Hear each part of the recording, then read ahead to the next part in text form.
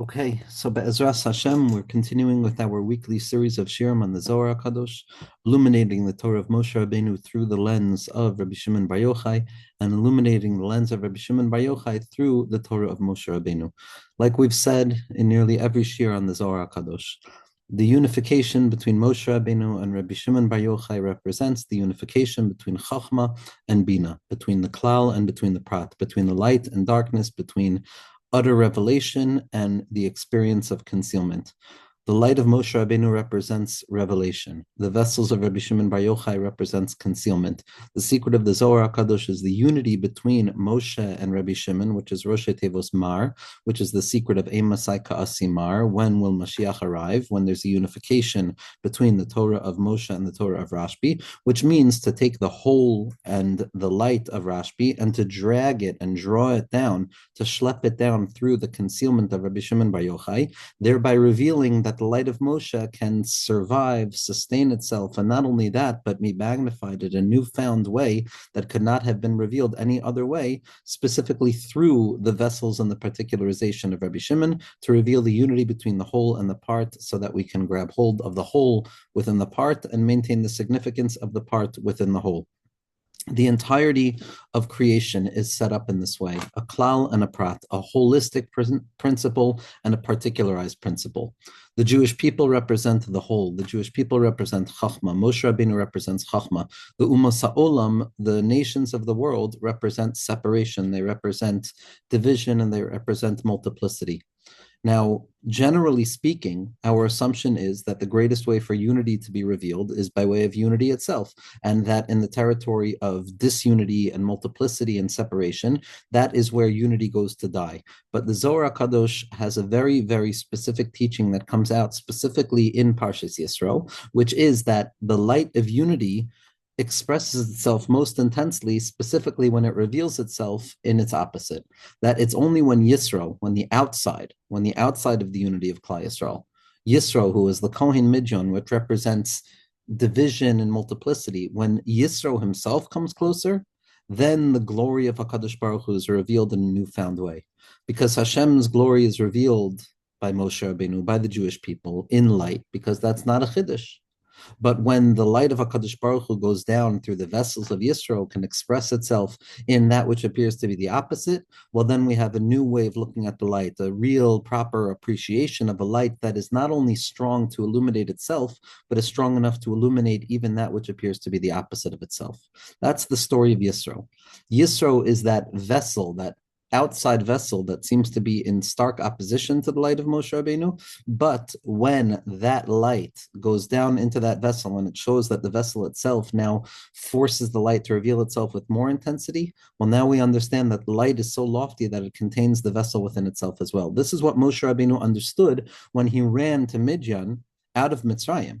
Because Moshe Rabbeinu was born in the house of Paro. Moshe Rabbeinu understood now that the goal of unity is to drag and schlep disunity into it, so that the disunity can reveal the unity with new intensity, revealing that disunity is also just a revelation of unity. But Moshe Rabbeinu had to run away from the Klipa of Paro. And where did he run? He ran to Midian, and he married the daughter of Yisro.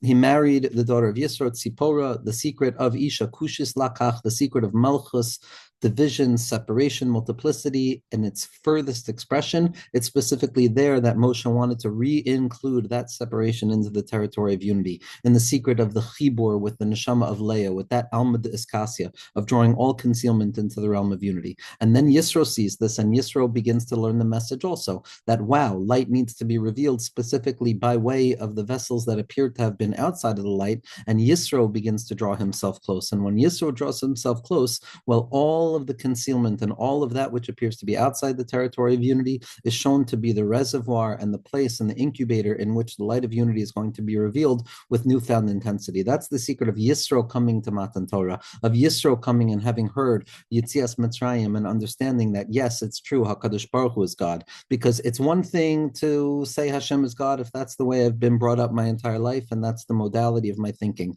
But to be in stark opposition to that modality, to deny God, but then to come to a place where I'm forced to acknowledge the presence of God, well, then the presence of God undergoes a profound illumination that was not available in any other way other than the concealment itself. Yisro also represents that which rests outside of the unity in the sense that it appears to be extra. Yeser means something that is surplus. It's something that exceeds the necessary amount.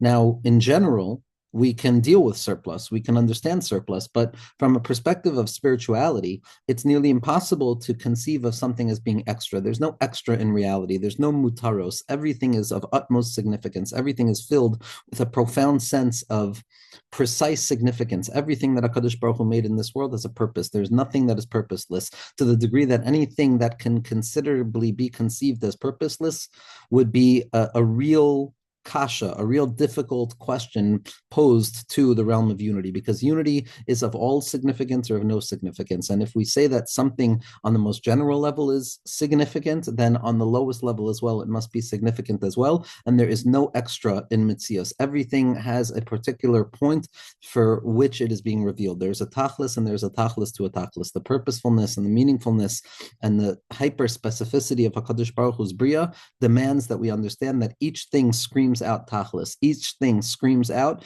that it must be used to uncover the specific point of purpose that it was created for. Now, Yisro, the nature of surplus, the nature of something being extra, already calls to the mind that, wait a second, there's Hashem and then there's something extra from Hashem, so how could it be?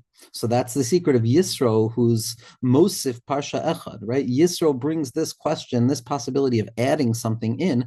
Yisro, when he joins into the circle of faith, he's revealing that it's specifically from within the notion of extra itself that we're going to come to behold the greatest revelation of HaKadosh Baruch Hu. Because when I look at the world and I see things that appear to be surplus and meaningful and meaningless, and that there are people who do things, and that there are experiences that take shape that appear to be devoid of a unifying kernel, so then I fall into a mindset of multiplicity, I fall into a mindset of difference, and I fall into a mindset of hopelessness, because if it's not all connected to one singular source, then everything is scattered and everything is random. Yisro comes along to show that everything extra is in truth contained in the hyper-significance of that which is essential. It's just a different way of revealing essentiality. It's a way of revealing the essential within that which appears to be inessential. When we learn the halachos of ikr v'tafel, so there's the ikr, there's the essential point, and there's the tafel, there's things that are secondary to that essential point. But it's not, God forbid, to deny the hyper significance of the tafel. It's just revealing that hyper significance can express itself in things that appear to be inessential, thereby revealing that all that appears to be inessential is also hyper significant, as the Mittler Rebbe teaches us in the Maimer that we've learned together in the past in Parshas Vayechi about Yosef HaTzadik's ability to interpret dreams and the dreams of the mutaros hasechel, the extra of the extra, things that appear to be devoid of hyper significance. But the job of the tzaddik, the job of Moshe, the job of Yosef is to ensure that every single element of existence is shown to be hyper essential, even though it reveals itself to be inessential. This is why Moshe Rabbeinu runs to pick up the Atzmos Yosef. The Atzmos Yosef may have seen inessential at that point, but Moshe Rabbeinu understood that the true understanding of the Das of the tzaddik is to run back to those things which appear to be inessential, so that we can schlep them back into the framework in which all things are essential. All things begin to shine. It doesn't mean that everything is an ikr. It just means that there's also tafel, but tafel doesn't mean that it's the opposite of an ikr. It just means that it's an ikr that can reveal itself by way of something being inessential. And that is what Yisro wanted to do. Yisro wanted to come and take all that appeared to be extra, all that appeared to be devoid of a hyper significance, which lends the mind to kind of tarry into that place of denial of God, because how could it be that there's something extra in reality? How can it be that there's something that is not hyper significant at its core? And Yisro comes and he joins with Moshe to reveal that no, all that appears to be extra, all that appears to be insignificant, all that appears to be surplus, all that appears to be meaningless and devoid of a centering agent and principle in your life is also included within the hyper significance and the directionality that a person is working with in their lives. That's the story of Yisro coming close to Har Sinai, Yisro coming close to Klal Yisrael, to reveal that the tafel, that which is insignificant and that which is a deviation away from the norm, is in truth there to infuse our understanding of the singular norm itself, which can express itself even beyond itself as well. And with that in mind, we'll go into the words of the Zohar Kadosh, where we encounter this teaching, we encounter this secret of the unity that comes about specifically by way of that which appears to be incidental, by that which appears to be outside the realm of unity. So Zok the Heilige Zohar Kadosh, and Daf Samech Ches Amud Beis, Daf Samach Chesam Beis is the gematria of Chaim, so it's the depth of Chaim. It's realizing that there's Chaim and there's Chayed Chaim. There's life that is revealed in the klal, and then there's life that's revealed even as the klal extends itself beyond its limit, encountering that which appears to be insignificant. And the Chayed Chaim and the significance of significance grows outwards, and it reveals how even that which was tafel and insignificant is holding within its center the essential light of the Iker itself. Zak the Heilige Zohar, Vayishma Yisro, and Yisro heard. V'chi Yisro shama v'chol alma lo shamu. Now, could it be that only Yisro heard and the entire world didn't hear? The implication is that a call came out and it was specifically Yisro who heard it, as opposed to anybody else. Similar to what the Sfas Emes Chusio Yogan Aleinu says about Lech Lecha, as well as what Rav Leibel Eger says based on the Zohar about Yisro, that everybody could have heard. The Chiddush of Avram was that he bent his ear, he attuned his ear to hear the inner sound that was beckoning his neshama. Everybody could have heard, but only a select few listened. So Yisro Shama v'chol alma lo shamu, could it be that Yisro is the one who heard, but the rest of the world didn't hear? V'haksiv shimu amim yirgazun. The implication is that everybody heard what was going on with Kriyas Yamsuf and Matan Torah. Everybody understood Milchamas Amalek. Everybody heard it. Elakol alma shamu v'lo isbaru. V'ish shama v'itaber. V'it kafya mekaime de kudshabrichu v'it karev ledachlase. But the only difference is everybody heard. Everybody heard. Everybody heard it, but they didn't return. They didn't break themselves as a result of it. They didn't hear it internally. And the Shla adds over here, what's this implication? V'hu aderach shene'emar b'kama mekoymes b'talmud lo shamele, kolomer lo svirele. That I don't hear you doesn't necessarily mean I don't actually hear the audible words you're expressing. It just means that the words that you're expressing do not settle within me to the degree that I fundamentally hold them and I allow them to shift my life. And even if there were others who heard and it actually penetrated into them and they took those words significantly, nevertheless, they left HaKadosh Baruch Hu and they returned back afterwards. So there are two stages of hearing that Yisro did that was unlike everybody else. The call was coming out no matter what. Yisro, like others, listened, and he allowed the information to descend down into him. And there were some who didn't allow the information to descend down into them. And even amongst those who allowed the information to descend down into them, Yisro had the ability of maintaining that balance, maintaining that connection. And to connect it to the next part of the Zohar Kadosh, the only way to maintain connection to the Shema, what did Yisro hear? Yisro heard the big thing. Yisro heard massive events. And if you assume that it's the massive event that's going to be the bond in which the connection to God continues after that event takes place, so then you might come close, but then you're also going to separate yourself afterwards because you've created an artificial breakdown between essential and inessential. They're the essential moments in Avodas Hashem and the inessential lags between those essential moments. Someone who goes in with that perspective is going to be incapable of maintaining the steadfast connection because by definition, it's not always going to be the big moments. It's not always going to be something to come and hear. There's going to have to be an inner quietude that rests within the silence of spiritual revelation in addition to the explosive sounds of spiritual revelation. So not only did Yisro hear, but Yisro cultivated and he allowed it to descend down into himself, which was the secret of hearing, pausing, and saying, wow, chiddush yesh b'davar, there's something new here. But then Yisro underwent the secondary realization and revelation, which was that HaKadosh Baruch Hu was not only going to be found in the loud noise of Kriyas Yamsuf and Milchamas Amalek, or Matan Torah, but rather HaKadosh Baruch Hu is going to be found in those things which appear to be inessential as well, those things that appear to be far and removed from the light of revelation. Those things are also revelatory of the essence, even though they're inessential in their external casing. And that's the secret of maintaining a balanced connection, a independent bond with HaKadosh Baruch Hu that's not dependent on loud noise. And with that, we can go from the beginning of this teaching to the next story of the Zohar Kadosh. Rabbi Abba Amar. Rabbi Abba says, V'kama eser taninan de kudshabrichu kolma de ovid le'ela v'tata kula ihu kshoit ve'uvda d'kshot. Rabbi Abba comes along and he says, in numerous places we've already talked that everything that HaKadosh Baruch Hu has done above and below, each and every one of the elements of it are true and everything was done in a truthful way, meaning to say everything is essential, above and below, everything is essential. Why is Rabbi Abba teaching this in a different way than the original teaching of the Zohar HaKadosh of Vayishma Yisro? Because Vayishma Yisro is coming from a perspective of Bina. It's saying that sometimes there's going to be moments of being on, sometimes there's going to be moments of being off. And a person has to uncover the secret of finding HaKadosh Baruch Hu in the big moments and the small moments. And then Rabbi Abba, who's the secret of Chachma, who's the secret of seeing everything in a unified way from the perspective of Moshe Rabbeinu, Amar Bakamer Eser Taninun. We've learned this already in a revealed way that there's nothing extra.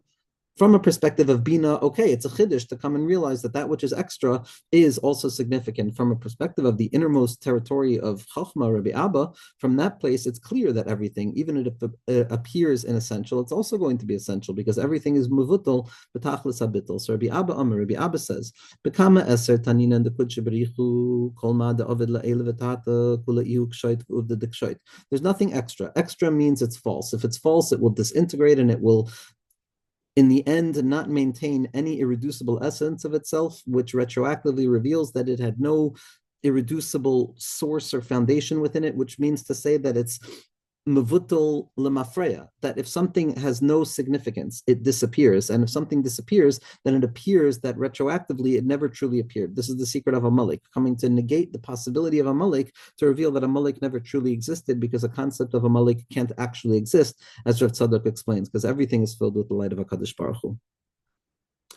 And if it's false, it will disappear, not because it was true and then it became false, because it was false from the get-go and its truth was artificial, and therefore it proves itself at its point where it disappears, which is the secret of Yispardu Kol Palei Aven. That when it comes to the side of concealment, it begins with unity and it ends in disunity. The clear sign, says the Baal HaSulam, of distinguishing between holiness and its opposite is whether it expresses itself in something that remains, in something irreducible.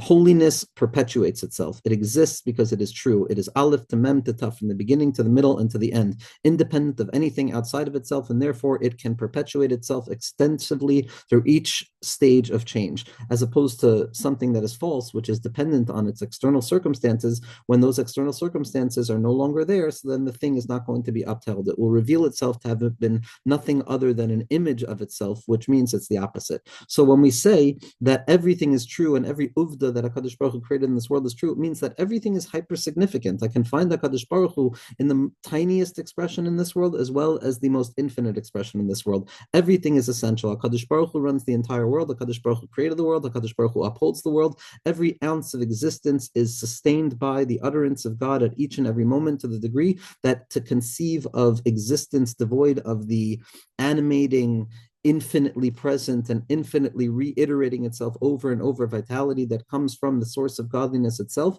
so then we can't even conceive of existence for even the slightest durational concept of thinkable time.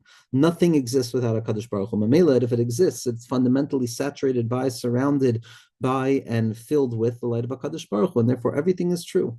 Everything.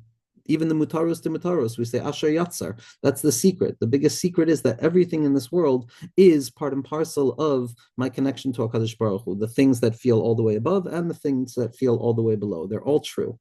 And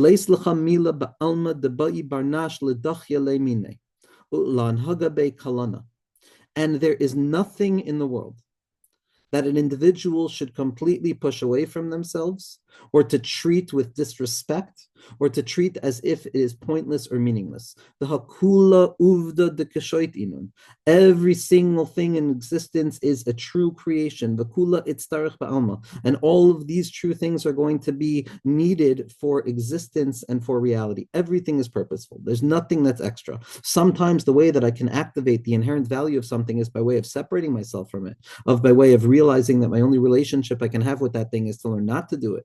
And the los ases in our lives, the awareness of what I can't do, as the tzaddikim point out, reveals far more about my relationship with the one who tells me what I can or can't do than what I can do. When I say I can't do this, that means that my bond to my creator is so deep I can't put it into words. The only way that I can express it is by way of refraining and separating myself from every other thing, because I know that that's not the place that I'm going to find the infinite light. And so everything is meaningful. It doesn't mean that everything is permitted, God forbid. It doesn't mean that everything is meant to be utilized. It means that everything is meant to be seen through a lens of hyper significance. And each and every point of existence lends itself to being understood either by way of how is this something that I can utilize in an essential way for the sake of coming closer to Hashem, or how is this something that in a fundamental way I've come to the hyper essential understanding that I must refrain from this thing in order to maintain my inherent connection to HaKadosh Baruch Hu. The two unifications of all 613 mitzvahs, which is Anochi Hashem velo yiyeh, the fact that I do something and the fact that I disconnect from something, Ahava and Yira. And these two modalities, what the Maharal describes as maintaining the status quo of who I am by not doing something that takes me a place away, as well as growing from the place that I'm at. All of it is true. Each and everything in this world demands one or two modalities of encounter, but both of those modalities are fundamentally rooted in the fact that everything is essential. This is what Shmiras HaBris is. There's a bris, there's a hyper-essentiality, which is the innermost point of godliness that rests hidden within each and every aspect of existence as it unfolds in front of a person. And we must maintain the deep belief that everything is on purpose. Everything is hashkacha. Everything is hashkacha pratis. This is the perspective that the Baal Shem Tov revealed of hashkacha pratis. Everything is deliberate. Everything has something to teach a person. Inun v'kula itzarech ba'alma. Everything is necessary. Again, this is from the perspective of Chachma. This is from the perspective of Rabbi Abba. It doesn't mean from a perspective of Chachma, everything is illuminated. It's only in the perspective of Bina that a person goes down, and we have to go through the three-stage process of Hachna'a, Havdalah, and Hamtaka, of subjugating the matter and not allowing its objecthood to be the thing that takes control of my subjectivity, then separating myself from the thing so I can analyze it objectively, and then thirdly, to transform that objective thing back from a place of concealment into a place of closeness. But in that place, I have to engage in every process of birur and zichuch. In the realm of Bina, I can't say everything is good. I have to go through the process of refining and revealing how something is good. And taking Chachma without Bina is a big danger. It's a big danger where Keser is misapich to kares, where I come to think that, oh, everything is permitted, so I can utilize anything. No, God forbid. The only way to get to a proper, healthy level of Chachma is to go from the Chachma awareness that everything is good, then to go down into the Bina awareness of the Shama Yisro, of the Birurim and the clarifications and the heavy work and the heavy lifting of clarifying what's good in my life, and then coming to a place of Hamtaka and realizing the Hashkacha in all things. There's a Maisa, Zim Nachada. Once upon a time, Havi Rabbi Eliezer, Azil Ba'orche, V'Havei Azil Imei Rav Chizkiah. That once upon a time, Rabbi Eliezer, the son of Rabbi Shimon Bar Yochai, the son of the Tzaddik, was walking with Rav Chizkiah, which is the secret of Malchus. We have to remember in the Hakdama to the Zohar Kadosh, it's Pasach Rav Chizkiah, Keshoshana ben Achoichim ken Rayasi ben that just as my beloved is to me, so too is the rose that is surrounded by the thorns. The thorny nature of the rose is what Rav Chizkiah is going to pick up on. Rabbi Elazar is the one who's going to see the importance of looking at everything from an open perspective. Rav Chizkiah was walking with him. They saw a snake, they saw a serpent, they saw negativity, they saw concealment, they saw constriction, they saw fear, they saw whatever that chivya represented, whatever that snake, whatever that concealment represented. Reb Chizkiah got up and he was ready to kill the snake. He was ready to destroy the snake. Amrei Rabbi Elazar. Rabbi Elazar said, Shvikle v'loyet katilma. Leave it alone and don't kill it. Amrei v'hamila bisha iu dekatil b'bnei nash. Zakt Reb Chizkiah, what do you mean? It's a destructive creature. It's the Nachash HaKadmoni. It's spoken, it destroyed human beings. It wants to kill the human being. Amarle Reb Chizkiah v'haksiv im yishoch hanachash b'lei lachash. Amarle Reb Chizkiah, Rabbi Elazar answers back to Reb Chizkiah, fine, it's a dangerous thing, but don't we know that the snake bears no power of its own, but rather it's just a representation of where it's coming from and the divine expression of HaKadosh Baruch Hu's Hanhaga with that person in the moment. Loi nashech chivya lebarnash ad delachshin le me'la'ela v'amr le zil katel le lapalne. The snake doesn't attack the individual until it has a whisper from above, it receives the cruise from above to go and bite that individual.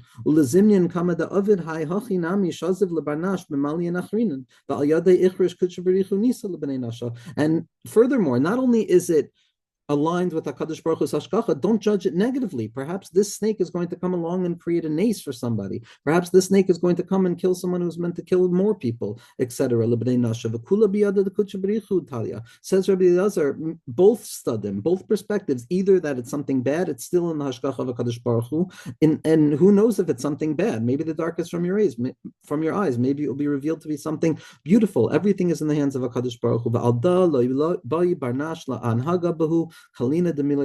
And therefore, as a result of this perspective that Rabbi Elazar is conveying, it is not appropriate for a person to treat things with disgust in this world, cheap, as if they are devoid of significance. Because when one creates a pocket of air or moment in existence that's devoid of significance, that's literally a chilul Hashem, that takes the life out of the moment and it kills the moment. It becomes a halal, which is a chilul Hashem, which implies that there's no hyper essentiality at the heart of each and everything, which means that there's no way that I can find Hashem in this place, which means that there's something separate from Hashem, God forbid. The radical affirmation of meaningfulness at the heart of each and everything. Again, what the meaningfulness is will depend on the particularized circumstance, whether to attach or detach, or the many different frameworks of encounter and engagement. But ultimately, the perspective of Hashgacha is that everything is from the lens of HaKadosh Baruch Hu, and therefore one must treat this world with kavod, the opposite of kalna, the opposite of an emptiness, but with a kvedus, with a sense of significance that everything is crying out to be understood in the context of what role does it play as a gilui, as something that's being magala, the light of HaKadosh Baruch Hu, from the highest level of the infinite light prior to the tzimtzum, after the tzimtzum, down to the particular iteration. I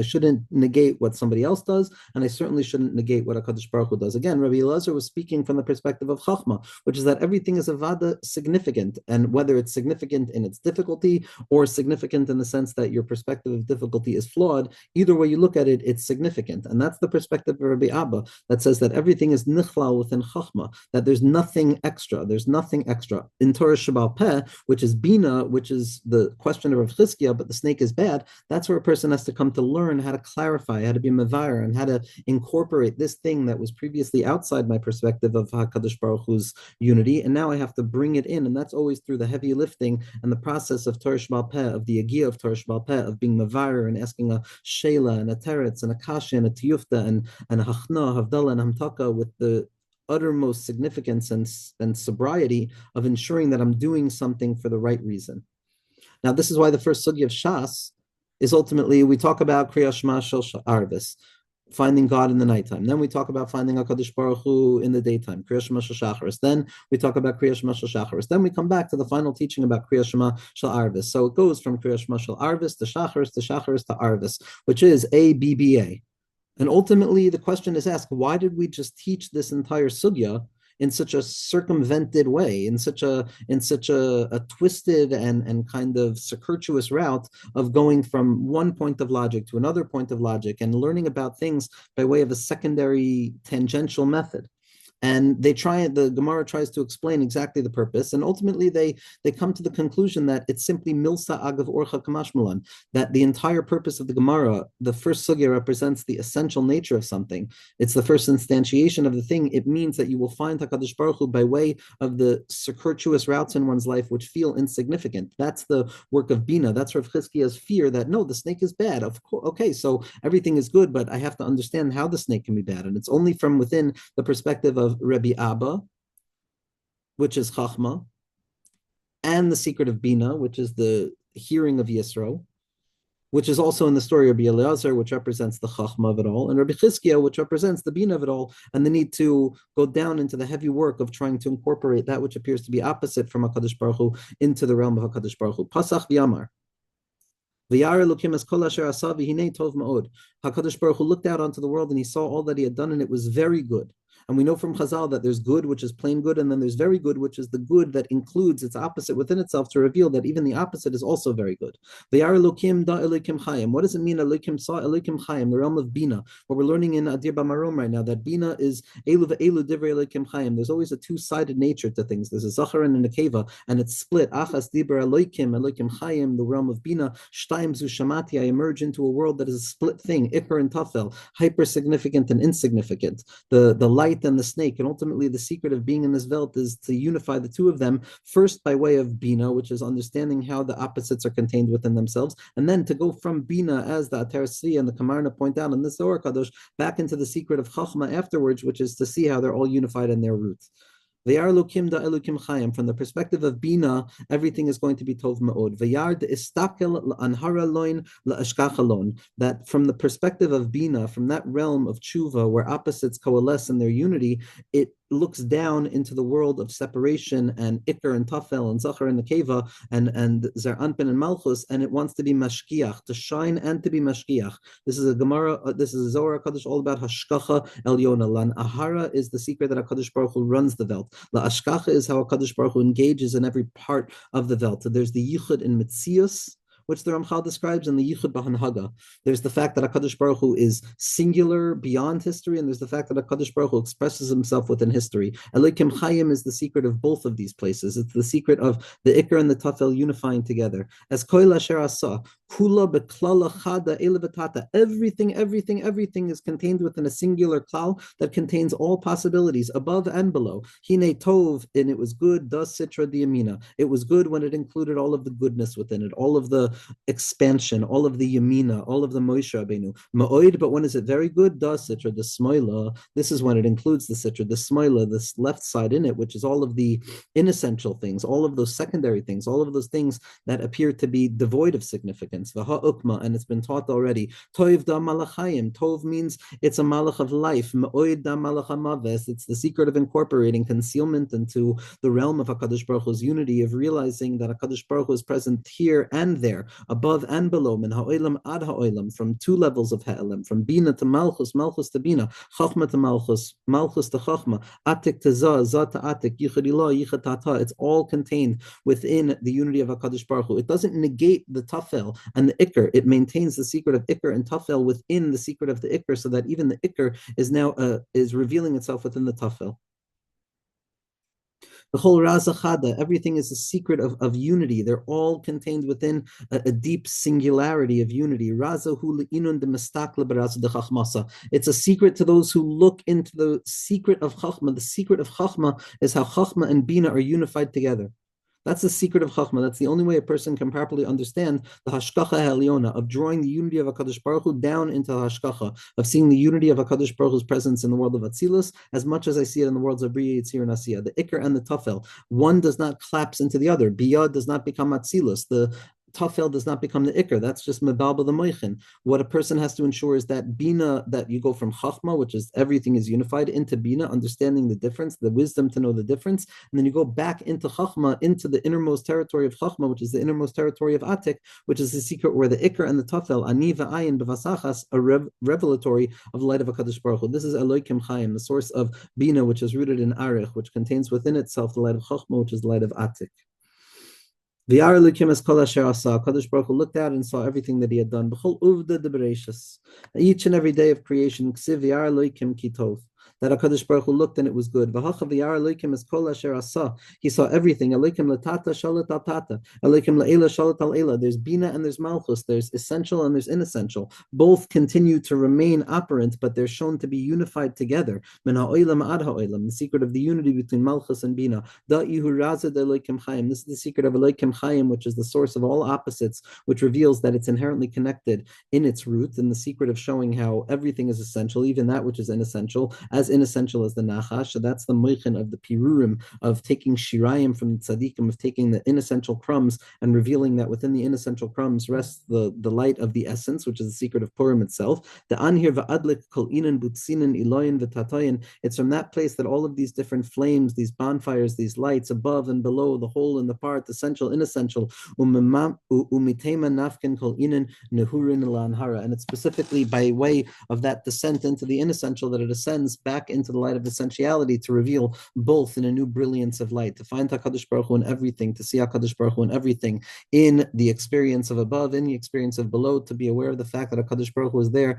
in each and every moment, in the big noise of Kriyas Yamsuf and in the silent noise of Mayim Marim. And in that place, a person comes to attach themselves to Elokim Chaim, which is the secret of going into the womb of Bina, of going into a place of Ibor, where whatever the mother is experiencing is what the neshama that's within the mother is experiencing. It's all coming from the same same source. It's all coming from Ima Ilah, which is also just a revelation that Bina and the point of separation is all rooted in the essential Ratzon of HaKadosh Baruch Hu, which is the fact that everything is nichlal, and it's oichel mimashe imoy oicheles, that the neshama in this world, the self in this world, is experiencing the expression of HaKadosh Baruch Hu's light perpetually, the rasa de chachmasa, and with the acceptance and the equanimity that comes with seeing the hashkacha in all things, a person comes to elevate each and every moment, even the nachash that's chasing after Rav Chizkiah, and instead of wanting to destroy it, he learns the patience and the secret of tshuva, which is hachna, havdalah, and hamtaka, to ascend outwards again to the secret of Keser, which is when Yisro joins Moshe, and it's the secret of me, Moshe and Yisro, which is the secret of mi bara Eila, taking all of the separation and bringing it back up to Bina, which then takes us to Chachma, and with the ability to go into the inner interiority of Chachma,